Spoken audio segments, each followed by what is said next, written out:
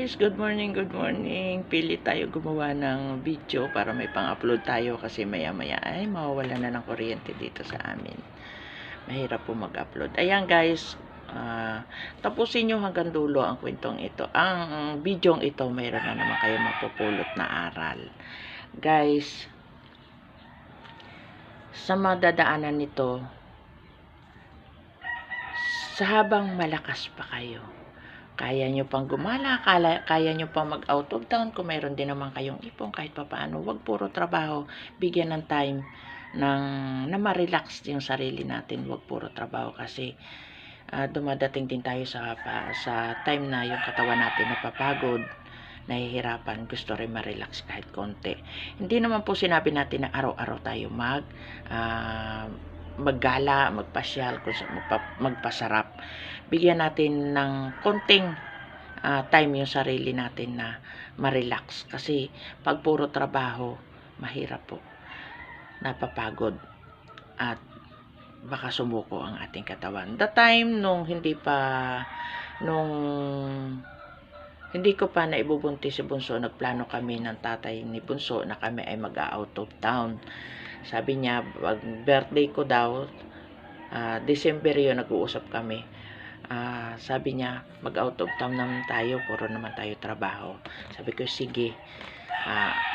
After 1 week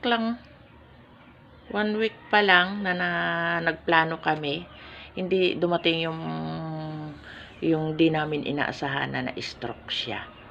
Kasi nga, mas may edad siya kaysa sa akin.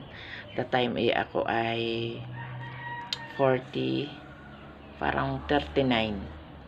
The time ay sabi ko sa kanya, nasa 39 pa lang ako. Sabi niya, pasyal kami. Ayun, ang nangyari, December 27, hindi ko pa nga alam na buntis ako. The time, nung nagpaplano kami ng ganon, December 27, na-stroke siya. Na, paano pa namin matutuloy? Ay na-stroke na nga siya. Yung aming ipon ay napunta na doon sa hospital. Ipinambayad na namin. O, diba? Malaki din. Yung naibayad namin, almost nasa 300,000 the time. Diba? 2010. Ayun. Ang nangyari, yung aming plano na out of town, naging drawing. Kaya habang malakas pa kayo, wag puro trabaho, i-relax din natin yung sarili natin. Wag puro plano. Gawin nating picture para hindi drawing. Diba? Habang malakas, mag-enjoy tayo. Gawa natin ang paraan na tayo ma-relax, wag puro trabaho. Kasi pag puro trabaho, napapagod, nahihirapan din yung katawan natin. Kailangan natin ng relax.